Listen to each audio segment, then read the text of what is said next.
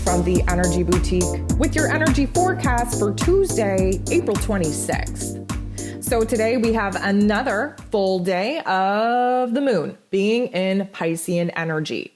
So we have a lot of more positive aspects taking place today than we did yesterday. So this should kind of highlight the pros, the beautiful qualities of the moon being in Pisces. Now, granted, we're still hypersensitive. We're still very overwhelmed. Why? Because Piscean energy connects us to the metaphysical realm, to the subtle energies of the universe. We have to understand that we're very dreamy. We're very imaginative. There's a high level of creativity being activated in us because we are disconnecting from our physical realms. Because again, our physical realms they don't really feel good right now. They don't dictate to us what is possible. We are detaching from that to lose ourselves in fantasy land so that we can remind ourselves of how good it feels to dream of the vision, to dream of the dream that we actually want to manifest, that we actually want to be living. Now, there's 8 different aspects taking place here today. 7 of them do involve the moon. So it is going to be a little bit of a highly emotional day because, again, we're processing lots of things going on here. We have a stellium now with the moon in Pisces as well. They're all kind of in Piscean energy, building up to a lot of conjunctions that will actually take place tomorrow, but the energy is felt. What we also have to consider here today is that Mercury, ruler of the mental plane, ruler of, our perception of our world, the information that we're bringing in, how we process that, how we come up with a thought, a feeling, an idea, how we communicate and express that outwardly.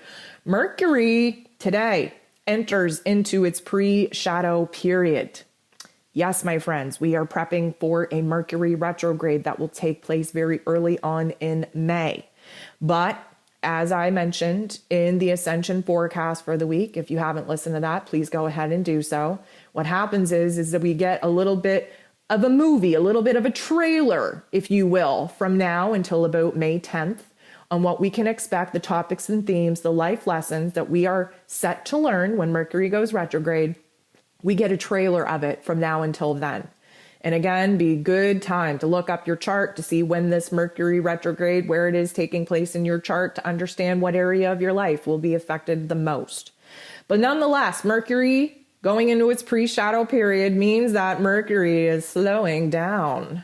Our mental plane slowing down, logic, practicality slowing down, our ability to communicate with confidence, with clarity slowing down, which with all this Piscean energy is definitely going to throw us into la la land even further, because the minute that we can kind of restrict our egoic, logical, practical selves is the minute that we tap into our higher selves, our soul selves, we gain a lot of spiritual insight, which isn't a bad thing at this point. So we have the moon bumping into the true node in a very positive way.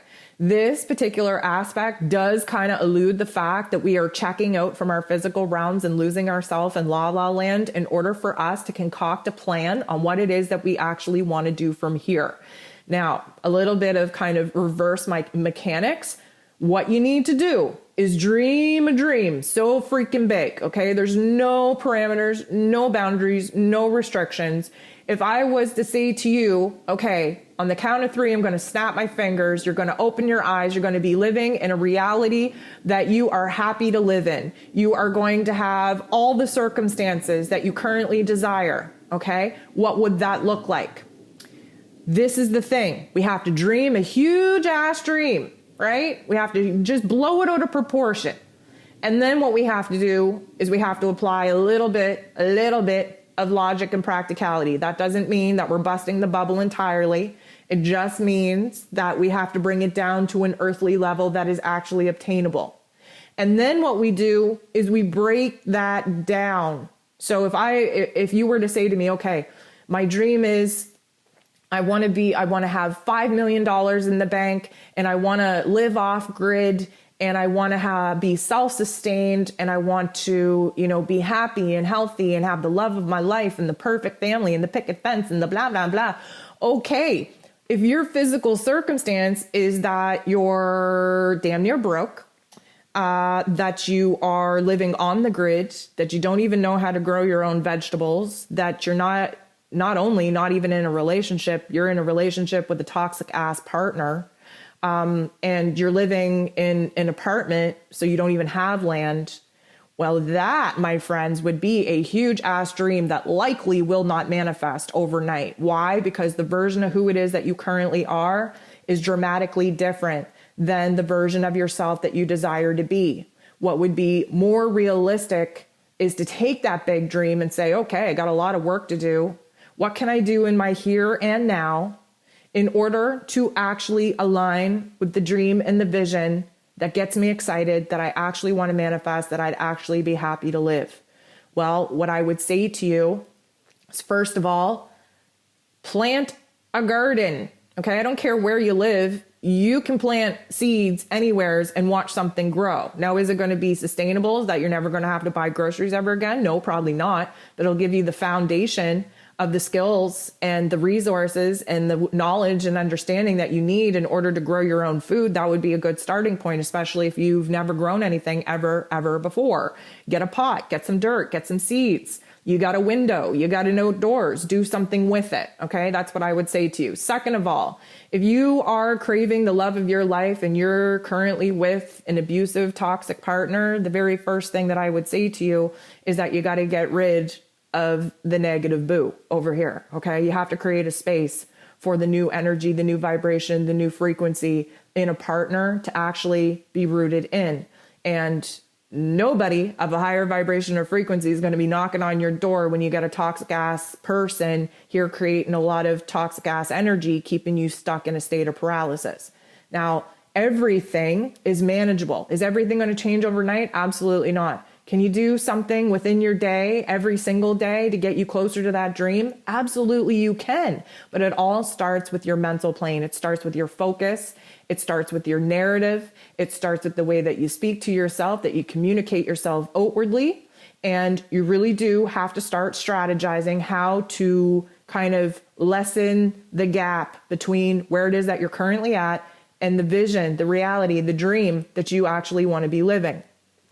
So the moon bumping into the true node right now gives us a wonderful opportunity to dream a big dream, to apply some, realistic factors and circumstances to it, but also gives us a little bit of a lay of the land, a little bit of a strategy, a little bit of a direction that we know that we have to start taking now in order to even align with the end goal, the end vision. The sun is going to bump into Saturn. Lucky for us, this is a positive aspect. The sun is in Taurus. Saturn energy, the Lord of Karma, is in Aquarian energy. The Aquarian energy has us very futuristically focused, while the Tauran energy has us stuck in the present moment. The sun is our will. It's our determination. It's what we need to be focused on in the here and now in order to actually get to building the foundations, the systems, the structures needed to be the bridge to get us out of our current circumstances and into the dream and the vision that we so desire to be living in. The sun harmonizing with Saturn in this way is going to bring a very, I'm going to say heavily weighted, but I don't want you to think that that's a negative energy, a heavily weighted new role and responsibility, accountability, if you will, to the forefront. It is up to us to build the kind of life that we want to live. It is up to us to understand that we've been put through the ringer, the tough love life lessons, in order for us to boss up and mature to the point that we're currently at, for us to step into the place of power to take control over our lives. The sun in Taurus wants nothing but love for oneself, for those around us. It wants pleasure, it wants happiness, it wants joy. It also wants safety and security in a foundation in our lives to support our routines, to support our relationships, to support, how we make money. This Tauran energy is about self-sufficiency. And more, especially in this crazy life that we live in, we're recognizing where it is that we have to pull away from relying on the big systems and the big foundations, the big corporations, the big box stores, and we have to start doing things ourselves. Bumping into Saturn, and Saturn, kind of like the military father, is like, okay, well, what are you going to do about it? Where do you got to start? You know, when you build a garden, where do you start? Well, you got to get to digging. You got to get your hands dirty. You got to have some dirt. You got to have some seeds. You got to water it. You got to weed it. You got to shelter it. You got to do a lot before you're ever going to see the fruits of your labor.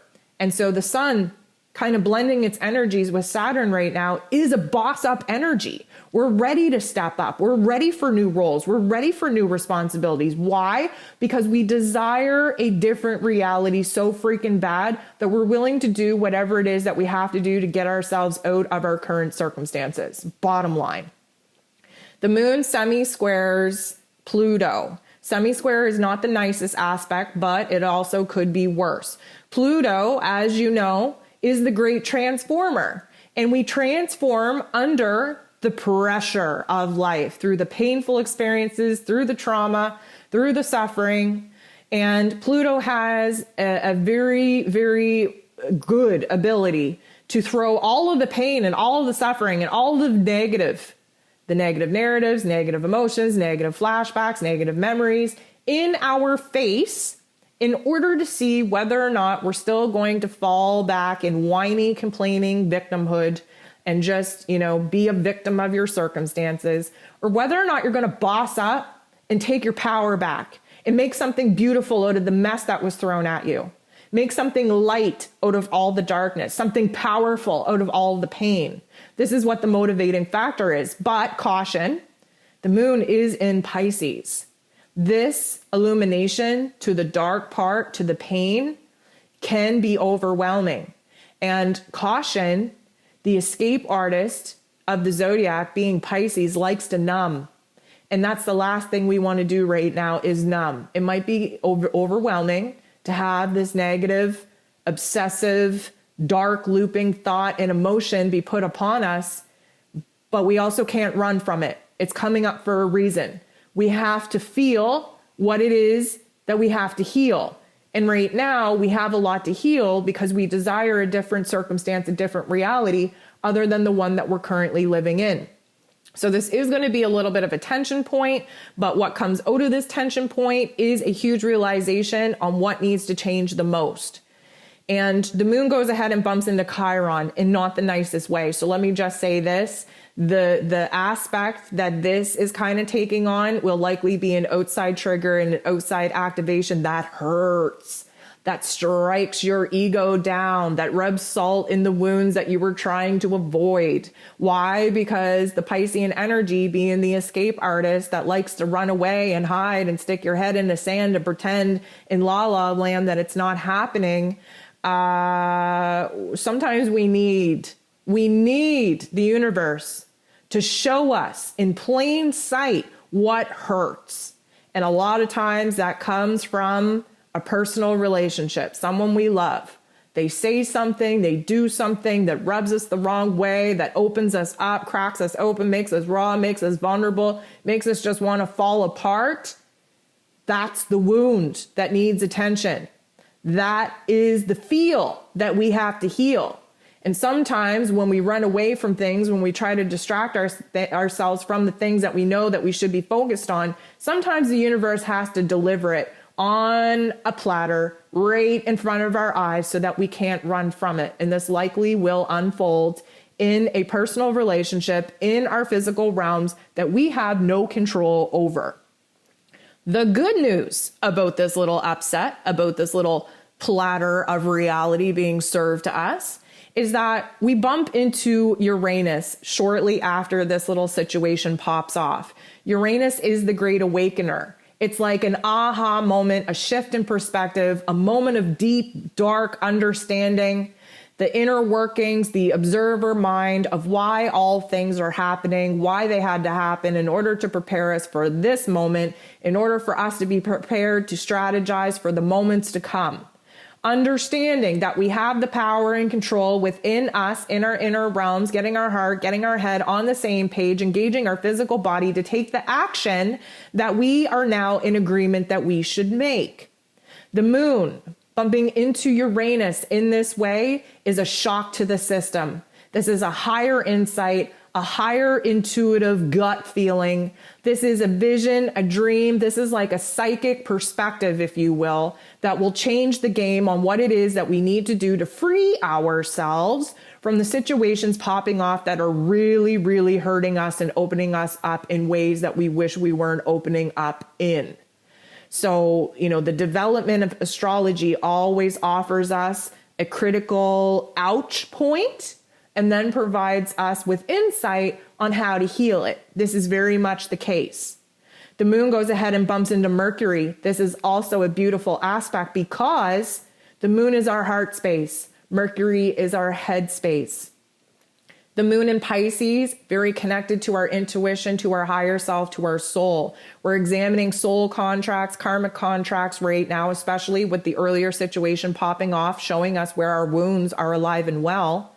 Mercury, that rules over our lower level intellect, where logical, practical sense needs to be made. And of course, in Tauran energy, it's like, well, we have to kind of put the blinders on and see, first of all, why we built a physical realm in the way that we did. Again, built off of ego. So we engage in daily tasks, daily chores that we're not aligned with, that we don't feel good about, that suck the life energy out of us.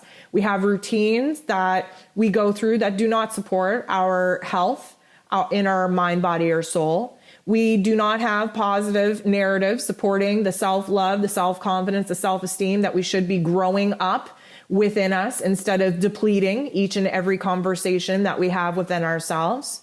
We've created relationship dynamics built off of ego instead of built off of soul.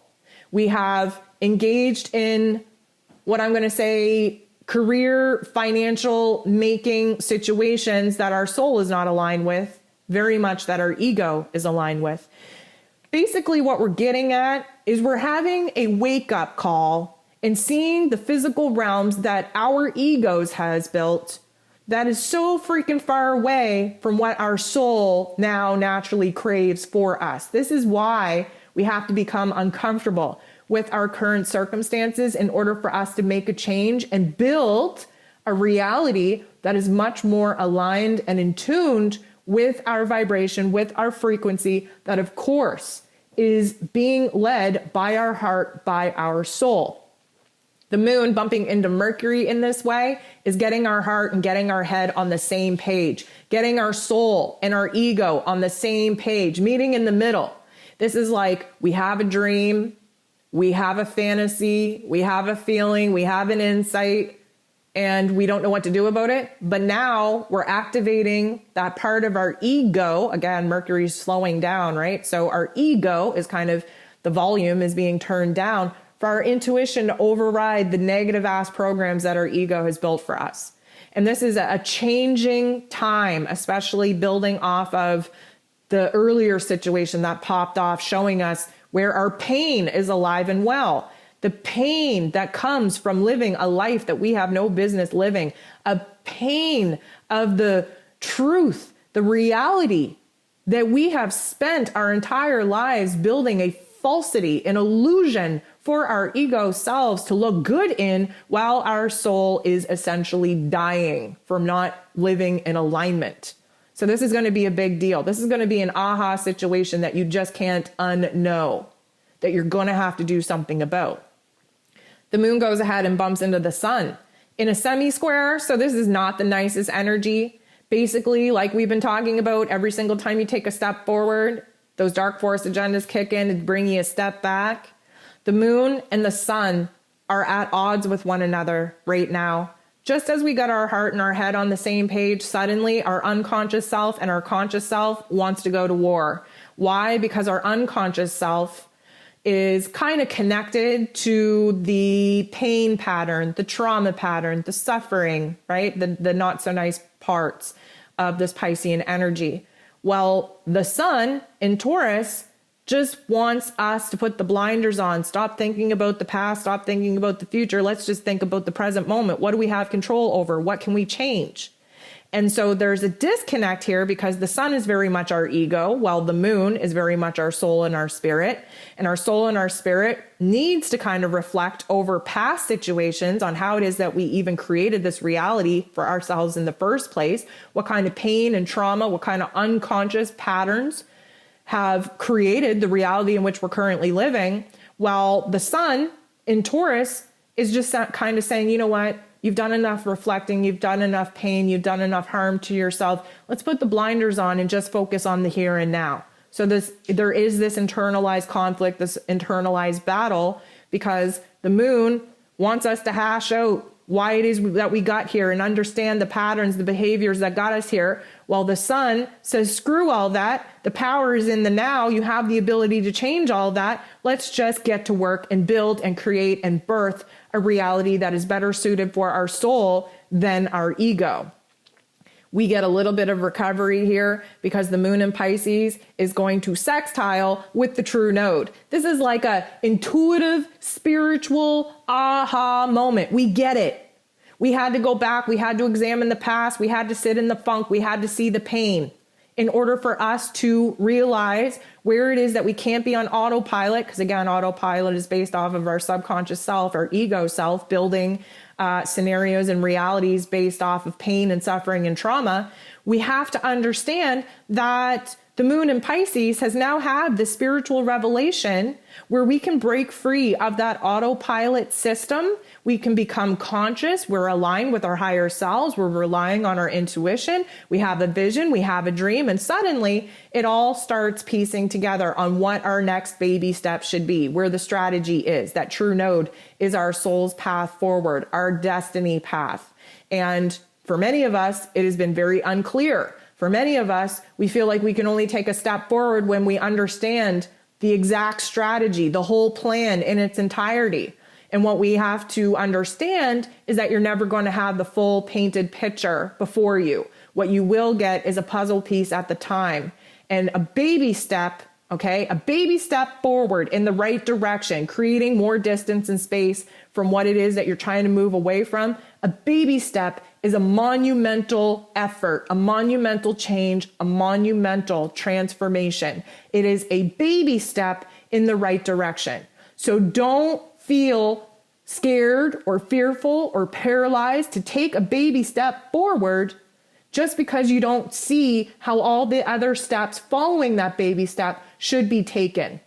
The important part is that you're aligned with your higher self. You get a vision, you get a dream, you're inspired, you're motivated, it feels good in your gut, it feels good in your soul, it feels good in your heart space, and you go ahead and you take the physical action in your physical realm, using your physical body to take that baby step forward in the right direction where you desire to be, creating space and distance away from the circumstances that you know you have to get away from.